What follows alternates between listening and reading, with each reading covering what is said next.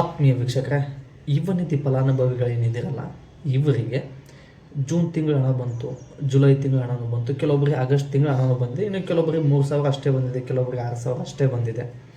ಇದನ್ನೆಲ್ಲ ಒಂದು ವಿಚಾರ ಆದರೆ, ಇನ್ನು ಬಹುತೇಕ ಯುವನಿಧಿ ಫಲಾನುಭವಿಗಳಿಗೆ ಆಗಸ್ಟ್ ಮಂತ್ನ ಸೆಲ್ಫ್ ಡಿಕ್ಲರೇಷನ್ ಮಾಡ್ಸೋಕ್ಕೆ ಬರ್ತಾ ಇಲ್ಲ. ಸೆಲ್ಫ್ ಡಿಕ್ಲರೇಷನ್ ಮಾಡ್ಸೋಕ್ಕೆ ಹೋದರೆ ಕೆಲವೊಂದು ಪ್ರಾಬ್ಲಮ್ ಬರ್ತಾ ಇದೆ.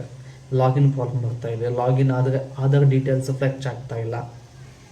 ಈ ಸಮಸ್ಯೆ ಯಾಕೆ ಬರ್ತಾ ಇದೆ ಮತ್ತು ಯಾವ ರೀತಿ ಸೆಲ್ಫ್ ಡಿಕ್ಲರೇಷನ್ ಮಾಡಿಸ್ಬೇಕು ಆಗಸ್ಟ್ ತಿಂಗಳದು ಅನ್ನೋದನ್ನು ಸ್ಕ್ರೀನ್ ರೆಕಾರ್ಡಲ್ಲಿ ನಿಮ್ಗೆ ತೋರಿಸ್ಕೊಡ್ತೀನಿ.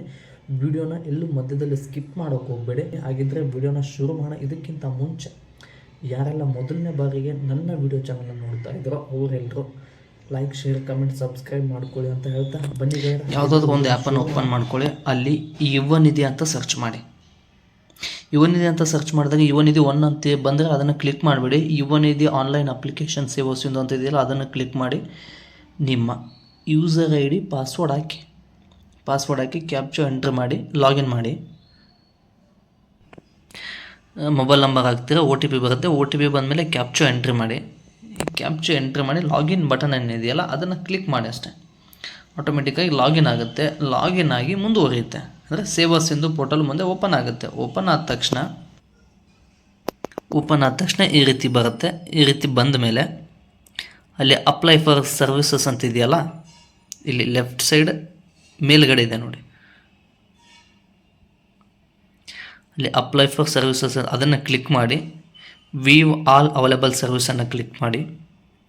ಮತ್ತು ಕೆಲವೊಬ್ಬರಿಗೆ ಇಲ್ಲಿ ಯುವನಿಧಿ ಅಂತ ಸರ್ಚ್ ಮಾಡಿದ್ರೆ ಬರ್ತಾ ಇಲ್ಲ ಅಂತ ಹೇಳಿದ್ರೆ ಅಲ್ಲಿ 10 ಇರೋದನ್ನ 100 ಮಾಡ್ಕೋಬೇಕು. 100 ಮಾಡಿಕೊಂಡು ಸರ್ಚ್ ಬಟನಿಗೆ ಬನ್ನಿ. ಸರ್ಚ್ ಬಟನಿಗೆ ಬಂದ ಮೇಲೆ ಅಲ್ಲಿ ಯುವನಿಧಿ ಅಂತೇಳಿ ಸರ್ಚ್ ಮಾಡಿ. ಆಟೋಮೆಟಿಕ್ಕಾಗಿ ಯುವನಿಧಿ ಮಾಸಿಕ ನಿರುದ್ಯೋಗ ಸ್ವಯಂ ಘೋಷಣೆ ಅಂತ ಬರುತ್ತೆ. ಅದನ್ನು ಕ್ಲಿಕ್ ಮಾಡಿ ಇಲ್ಲಿ ಬನ್ನಿ. ಇಲ್ಲಿ ಬಂದು ಏನಿದೆಯಲ್ಲ, ಈಗ ಆಗಸ್ಟ್ ಮಂತ್ ಅಂತ ಇರುತ್ತೆ. ಆಗಸ್ಟ್ ಮಂತನ್ನು ಸೆಲೆಕ್ಟ್ ಮಾಡ್ಕೊಳ್ಳಿ.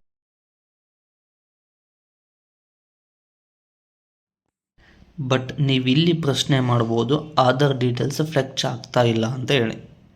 ಸರಿನಾ? ಆಧಾರ್ ಡೀಟೇಲ್ಸ್ ಫ್ಲೆಕ್ಚ್ ಆಗೋದಿಲ್ಲ ಸ್ನೇಹಿತರೆ. ಯಾಕಂದರೆ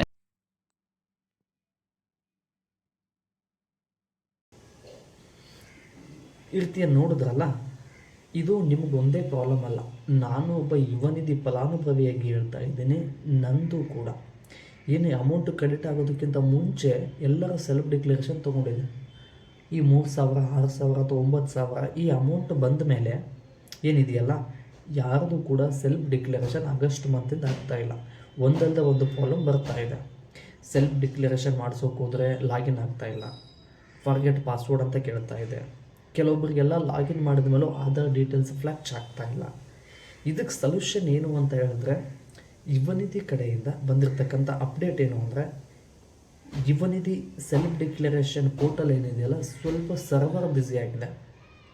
ಹಂಗಾಗಿ ಇನ್ನೂ ಒಂದು 3ರಿಂದ 4 ದಿನ ತಡಿಬೇಕು ನೀವು. ಯಾಕಂದರೆ 25ನೇ ತಾರೀಕು ತನಕ ಸೆಲ್ಫ್ ಡಿಕ್ಲರೇಷನ್ ಮಾಡಿಸೋದಕ್ಕೆ ಅವಕಾಶ ಇದೆ. ಟೆನ್ಷನ್ ಅಥವಾ ಚಿಂತೆ ಏನು ಮಾಡೋಕ್ಕೆ ಹೋಗಬೇಡಿ.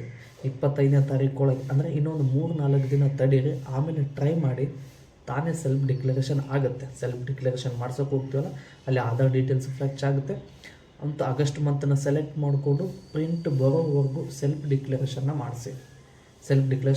ಯಾಕೆಂದರೆ ನೀವು ಸೆಲ್ಫ್ ಡಿಕ್ಲರೇಷನ್ ಮಾಡಿಸಿ ಕನ್ಫರ್ಮ್ ಆಗಿ ಕ್ಯಾಪ್ಚರ್ ಎಂಟ್ರಿ ಮಾಡಿ ಮುಂದುವರಿಸಿ ಪ್ರಿಂಟ್ ಬರಲಿಲ್ಲ ಅಂದರೆ ಸೆಲ್ಫ್ ಡಿಕ್ಲರೇಷನ್ ಕನ್ಫರ್ಮ್ ಅಲ್ಲ.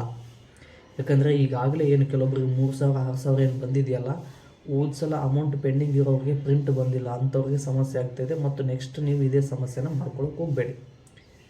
ಮತ್ತು ಇನ್ನೊಂದು ವಿಚಾರ ಏನು ಅಂದರೆ, ನಾನು ಇದೇ ರೀತಿಯಾಗಿ ಹೆಚ್ಚಿನ ವೀಡಿಯೋವನ್ನು ಮಾಡಲು ನಿಮ್ಮ ಪ್ರೋತ್ಸಾಹದ ಅವಶ್ಯಕತೆ ಇದೆ.